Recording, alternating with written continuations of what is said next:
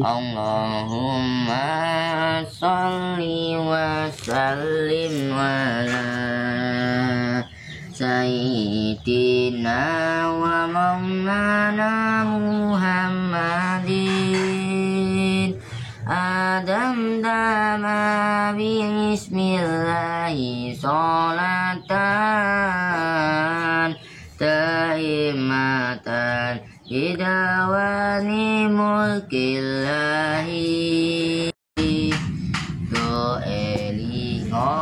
iki zamane wis tuwa tuntunan agama dadi anggap kuno akonono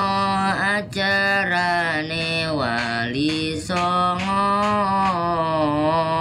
sing ra kersa aja nyacat aja ngina ajarane wali songo warna-warna zikir talil kirim donga lakonono maca Quran lan sholawat kulinakno ziarah kubur aja nganti dilalekno ana carane dakwah kelawan budaya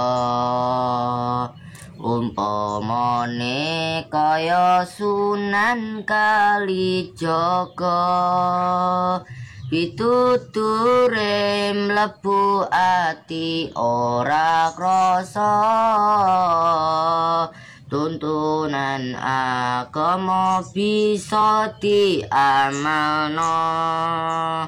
wis kabukten rikala zaman samono akeh para manungsa nyembah berhala banjur sadar laku musyrik ditinggalno padha nderek ajarane wali songo Allahumma sholli wa sallim ala sayyidina wa maulana Muhammadin Adam dama bismillahi sholatan taimatan bidawani mulkillahi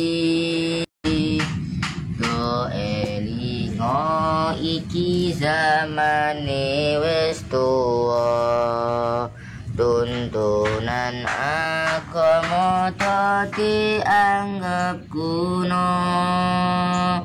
akonono ajarane wali songo sing ra kersa aja nyacat aja ngina wa sallim ala sayyidina wa maulana Muhammadin Adam dama bismillahi sholatan